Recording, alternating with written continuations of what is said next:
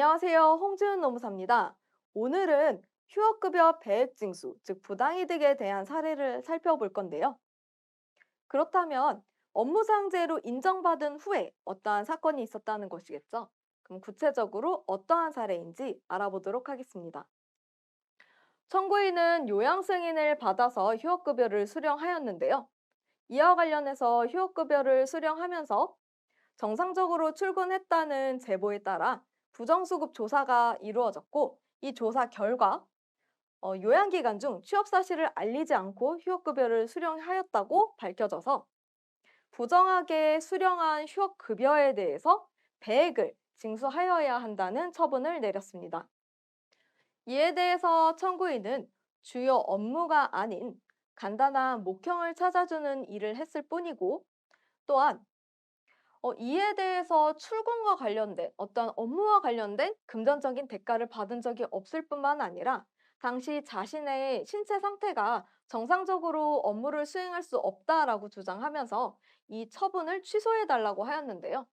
청구인이 주장한 사실들과 관련된 부정수급조사부의 조사 결과를 살펴보면, 먼저 어떤 업무를 지속적으로 했다는 점에서 요양으로 인하여 취업하지 못한 기간으로 볼 수 없다라고 보았고요.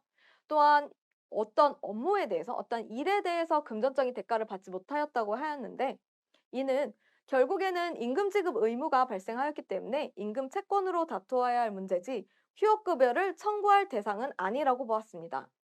또한 1시간을 근무하더라도 지문인식을 통하여 출퇴근 기록을 남기는 사업장의 어떠한 특징을 살펴보았을 때, 근로자는 출퇴근을 계속하였음에도 불구하고 지문인식을 남기지 않았고, 또한 1시간을 근무하더라도 지문인식을 통하여 출퇴근 기록을 남기는 사업장의 특성을 살펴보았을 때, 청구인은 출퇴근을 하면서도 지문인식을 남기지 않았고 휴업급여 신청서에 취업하지 못함이라고 체크한 점을 비추어 봤을 때 휴업급여를 지급받을 어떠한 의도가 있다고 보았는데요. 그래서 심사위원회는 이러한 점들을 고려했을 때, 심사위원회는 청구인이 새벽 5시 반쯤에 출근하여서 오후 2, 3시쯤에 계속하여 퇴근하였다는 것이 하이패스 기록 등을 통해서 확인할 수 있었고, 또한 그 기간, 같은 기간 동안에 휴업급여를 청구하면서 취업하지 못함에 체크하였다는 점을 비추어 봤을 때, 청구인이 휴업급여를 거짓이나 부정한 방법으로 수령한 것이라고 판단되므로 원처분 기간이 하였던 그 기간, 부정한 방법으로 수령한 휴업급여에 대해서 배액징수 결정을 한 것은 정당하다고 판단하였습니다. 그러면 이와 관련된 법령으로는 어떠한 것이 있을까요? 산재보험법 제84조에서는 부당이득 징수에 대해서 이야기를 하고 있는데요.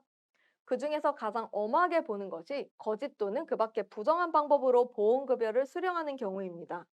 이 경우에는 그 부정하게 수령한 금액 그 자체가 아니라 그 2배를 부당이득으로 징수하도록 하고 있죠.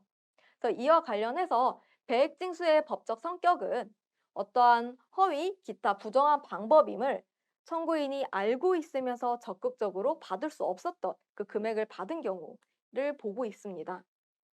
오늘 살펴본 사례에서는 청구인이 휴업급여 지급 요건 2가지를 충족하기 위해서 어떠한 의도성을 가지고 거짓 또는 그 밖의 부정한 방법을 이용한 것이라고 볼 수 있겠죠.